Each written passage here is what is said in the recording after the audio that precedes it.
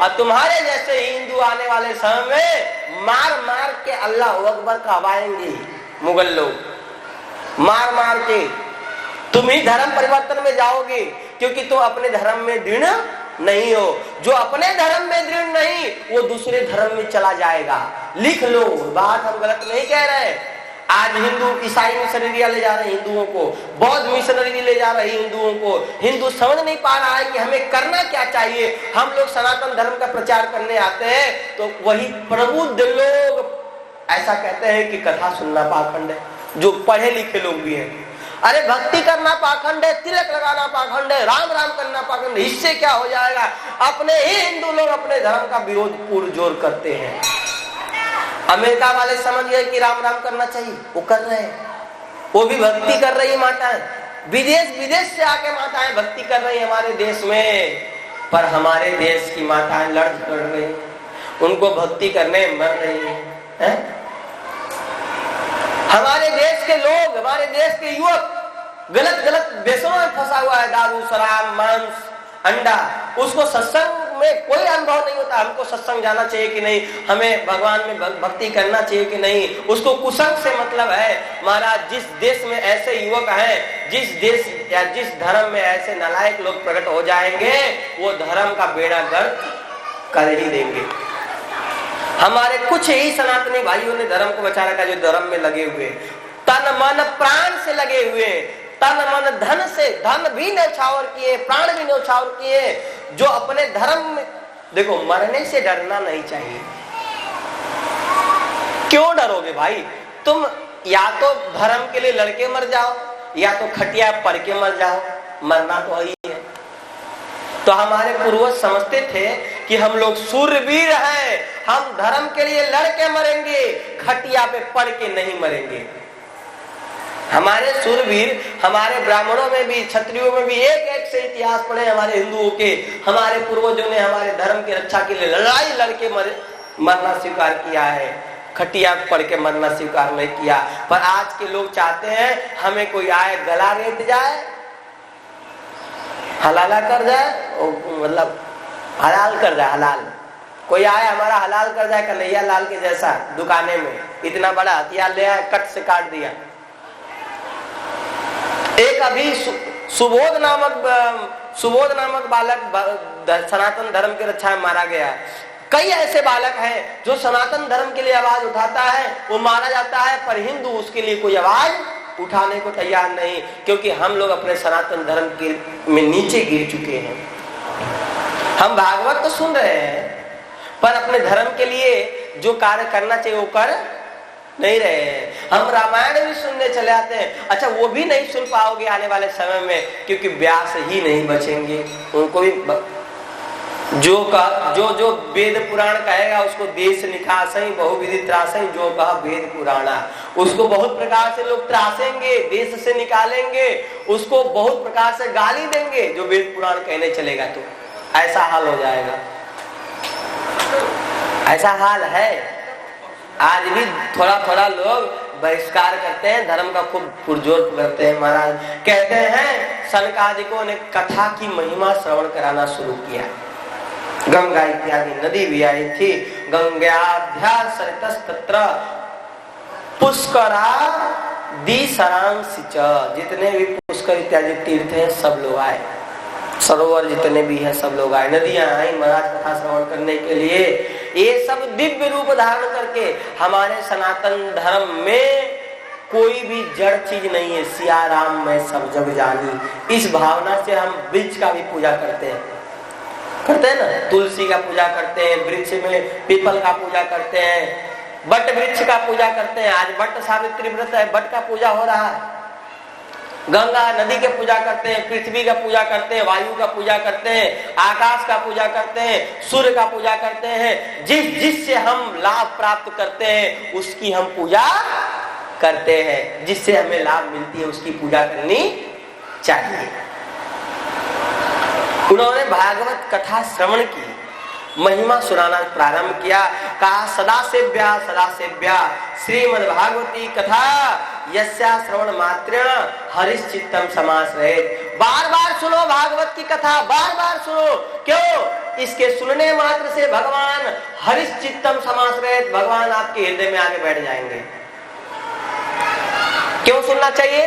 भगवान आपके हृदय में बैठ जाए। कामना से सुनो, निष्काम होके सुनो, चाहे तुम्हारे पास इच्छा हो कि प्रभु मेरे घर में ये हो जाए, वो हो जाए, ऐसा हो जाए, वैसा हो जाए, भर भर के कामना से सुनो, टेंशन नहीं, पर सुनो, निष्काम से सुनो या कामना होके सुनो, जो जैसे सुनोगे वैसे मिलेगा। भागवत कहने से, हम भागवत कह रहे हैं, आज तक ठाकुर जी की कृपा से कहीं डिमांड नहीं की, फिर भी हमारे ठाकुर जी की रथ कभी रुकती नहीं है, अनवरत चल रही है, अनवरत। करे ना 90,000 का महीना का खर्चा, ये अनवरत में चल रहा है। 80-90,000 कम है आज के हिसाब से खर्चा में, खाली बचेगा तब दक्षिणा। इतनी खर्चा चल रही है, कहां से चल रही है? नो डिमांड, नहीं मांगने पर भी भगवान चला रहे हैं। ये भागवत की महिमा है। किसकी महिमा है? भागवत कल्पतरु है। भागवत का आश्रय लोगे, सुनने वाले का आश्रय लेगा या कहने वाला आश्रय लेगा, तो कहने वाले का भी इच्छा पूरा हो जाएगा और सुनने वाले का भी इच्छा पूरा हो जाएगा। और भागवत प्रचारक बन जाए, भगवान का प्रचारक बन जाए, तो कहते हैं महाराज, पर उपकार बस जिनके मन माहे, तिन कहूँ जग दूर लब कछु नाहि।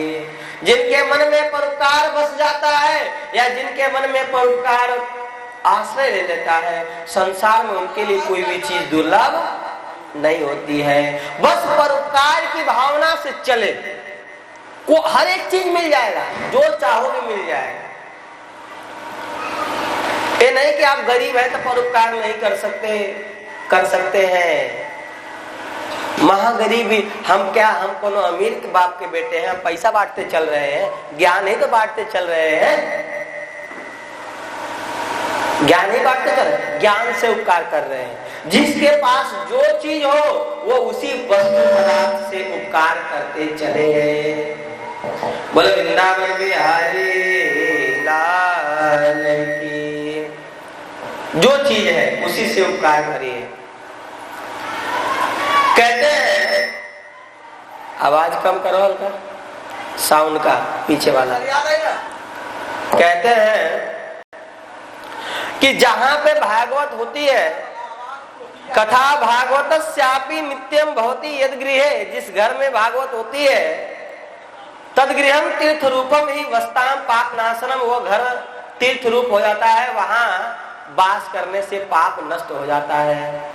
तद गृहम तीर्थ रूपम वस्ताम पाप नाशनम, यानी अगर आपके यहाँ भागवत हो रही है तो इस समय आपका मंदिर तीर्थ हो गया है। क्या हो गया? तीर्थ। वस्ताम पाप नाशनम, यहाँ बैठेंगे तो यहाँ आपका पाप कथा श्रवण करने से नष्ट हो जाएगा। और सुनो, बहुत सारे लोगों के मन में रहती है, भाई हमारे पास अमुक इच्छा है, तमुक इच्छा है, कैसे हमको पूरा होगा? तो कहते हैं कोई भी इच्छा हो, किसी भी प्रकार का इच्छा हो, कथा भगवान के सामने रख दो और यह अवश्य पूरा होगा, क्योंकि ये भागवत की वाणी है और संत की वाणी है। संत की वाणी में संशय करना नहीं चाहिए। देखो, अश्रद्धा पूर्वक सुनोगे, अविश्वास पूर्वक सुनोगे, तब सच में तुम्हारा कोई काम पूरा नहीं होगा, क्योंकि आपका विश्वास नहीं। उधार देने वाले में विश्वास होता है कि ये देगा, विश्वास होता है तभी ना देते उधार। किसी को विश्वास ना हो कि ये नहीं देगा, अगर लेगा तो कभी देगा? वो नहीं देगा। उधार देने के लिए अगर आप कहीं हाथ बढ़ाते हैं, विश्वास पूर्वक बढ़ाते हैं कि हमको देगा, और उधार लेने वाला भी जाता है, विश्वास पूर्वक जाता है कि हमको देगा। एक दूसरे का लेन देन होता है, विश्वास पूर्वक होता है महाराज। तो ऐसे ही यहाँ भगवान में या कथा में विश्वास रखिए। अगर आपका विश्वास भगवान और कथा में दृढ़ है तो आपके लिए कोई भी वस्तु दुर्लभ नहीं है, कोई भी आपका कामना पूर्ति हो जाएगी, अनायास पूर्ति हो जाएगा और पता भी नहीं चलेगा। कहेंगे कि किसका पूर्ति हुआ है? दूसरे का छोड़ो, मेरा पूर्ति हो रहा है। एक समय था जब थोड़े थोड़े, ऐसे तो धन के लिए हम प्रयास नहीं किए, कभी संतों में रहे, वैराग पूर्वक रहने से रह के संतों में कोई सन्यासी नहीं लिए, सन्यास नहीं लिए, विरक्त नहीं, पर विरक्तों में रह के हमारा भजन का एक लक्ष्य था, पूरा किए। धन के लिए कभी कोई कामना नहीं की, अभी भी विशेष कामना नहीं है, फिर भी बिना कामना के भी भगवान हमको इतना देते हैं कि हम दूसरे को भी देते हैं, यानी हम भी दान करते हैं। और जानते हो ब्राह्मण 6 कर्म से महान होता है, पहले पढ़े और दूसरे पढ़ाए, तीसरे यज्ञ करे और यज्ञ कराए, और दान दे और दान ले। जो दान लेता है वो दान नहीं देता है तो वो ब्राह्मण महान नहीं बनता है। तो हम लोगों का एक नियम है, हम तो सोचे हैं कि चौथाई में से 25% धन दान के लिए निकाल दें, अपनी बात बता रहे। अब 25% कथा में दान में चला जाता है, 50 से 60% तो मेरा दान हो जाता है, क्योंकि कथा में लग गया, वो भी दान चला गया। अब प्लस जो इधर संतों को चला गया, कहीं 25,000, कहीं 50,000, कहीं विवाह में चला गया, कहीं मंदिर बनवा रहे वहां चला गया, तो उसमें भी दान चला गया। तो धन का भी दान चला गया और कथा में भी दान चला गया, तो जोड़ा जाए तो 50 से 60% धन हमारा दान चला गया। 25, 30, 40% के अंदर ही सब कुछ हमारा चलता है, खुद का व्यवहार चलता है, अपना व्यवहार छोड़ के बात बता रहे हैं। तो दान ऐसा करे, दान करने से कोई कमी नहीं होती महाराज, क्योंकि दान करने वाले अनिरुद्धाचार्य से पूछ लो कि भैया तुम इतने बड़े आश्रम चला रहे हो, तुम इतने लोगों को खिला रहे हो, बताओ तुम्हारे यहाँ कमी हुई? दान करने वाले हमारे गुरुजी गौशाला चला रहे हैं, 2-2 लाख गौ माताएं पूरे भारत में पल रही, पूछ ले हो। ऐसा परिस्थिति आया कि 1-1 करोड़ एक दिन में लोग ले आके दे गए। एक घटना बताएं, अभी कोरोना आया था, सब जगह ताले लटक गए थे, इतनी गौ माताएं कैसे पलेंगी महाराज? इस बात का गुरुजी को चिंतन हुआ, क्योंकि कथाएं बंद हो गई थी, सब कुछ बंद हो गया। अनायास एक व्यक्ति गुजरात से आया और इतना धन दे गया कि कोरोना काल छोड़ो, कोरोना काल के बाद ही 5 साल तक सेवा चले, इतना धन दे गया। एक व्यक्ति आया, अनिरुद्धाचार्य कर रहे हैं, चाहे देवकीनंदन ठाकुर कर रहे हैं, चाहे कोई भी संत जो महान बने हुए हैं, वो लोग सेवा कर रहे हैं, दान उड़ा रहे हैं, बांट रहे हैं। छोटे लेवल पे, गांव ग्रामीण लेवल पे हम लोग भी ऐसा कर रहे हैं, छोटे लेवल पे हम लोग भी ज्ञान बांट रहे हैं, अपने तरफ से भागवत बांटते हुए चल रहे हैं। आपके यहाँ भंडारा ही है भागवत का। तो ये क्या है? दोगे तभी मिलेगा, बिना दिए कुछ मिलने वाला नहीं है। कोई महान बना है तो दे के बना है, अब भी केवल लेके महान कोई नहीं बन सकता, केवल लेने वाला महान नहीं होता है। इसीलिए 6 कर्म करता हुआ ब्राह्मण दुनिया में राज्य करेगा, बस 6 कर्म करने लग जाए। जो कथा व्यास है उसकी बात बता रहे, या जो कर्मकांडी ब्राह्मण है उसकी बात। जो दान ले रहा है उसको दान अवश्य ही करना चाहिए। कहते हैं महाराज, जब भागवत ये दुर्लभ है, क्योंकि दुर्लभ है वो कथा लोके श्रीमद् भागवतोद्भवा, ये भागवत दुर्लभ है, फिर भी कोटि जन्म समुत्थेन पुण्य नैव तु लभ्यते।